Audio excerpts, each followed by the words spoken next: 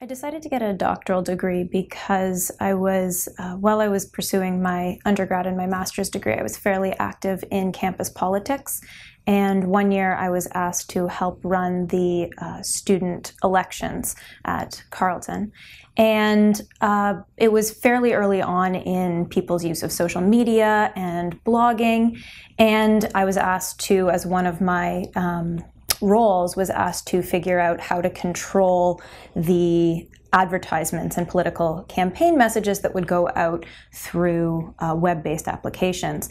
And I decided that what I would do is apply the same policy framework to online advertisement as we'd always done for offline advertisements. And quickly we ran into a number of problems with that, including one candidate had a shadow website created, not by her, by someone else, where it appeared that she was maligning one of her competitive candidates. And so at that point I became fairly interested in the ways that people could control both their own and other people's information online. There's a number of questions that arise both from a legal and policy perspective, which I was interested in from my undergrad, and from a sociological perspective, including issues of identity formation and identity control. And I thought that communication was a really great place to be able to combine some of those things.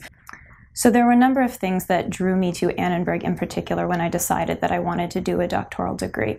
One was the breadth of focus that the faculty have at this school. So I've really been able to combine an interest in institutions, culture, and history to ask questions in a number of different ways. And the ways that the faculty here have helped me address my own research questions, I think have really broadened the scope of the research that I'm able to do.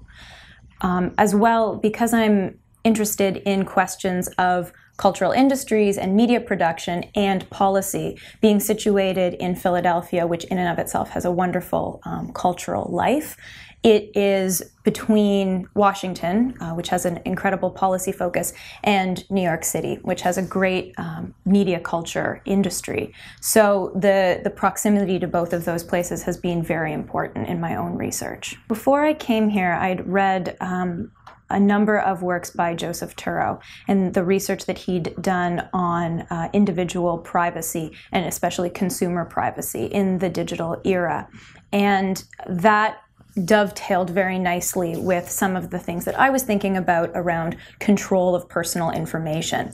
And Joe Turow and I have been able to work on a number of things together, including a couple of book chapters, and most recently a study on the ways that political campaigns have been using personal information to target and tailor political messages. The funding opportunities available at Annenberg have provided me with a number of opportunities to explore and really extend my own research, including a conference presentation that I did in Antwerp, Belgium, and some research that I conducted in South Africa. And this has been really important. Although my research is not explicitly international in focus, the input that I've had and the experiences that I've had from asking some of the questions that I ask in the American context in a broader international context has really allowed me to explore what is unique and interesting about the questions that I ask here.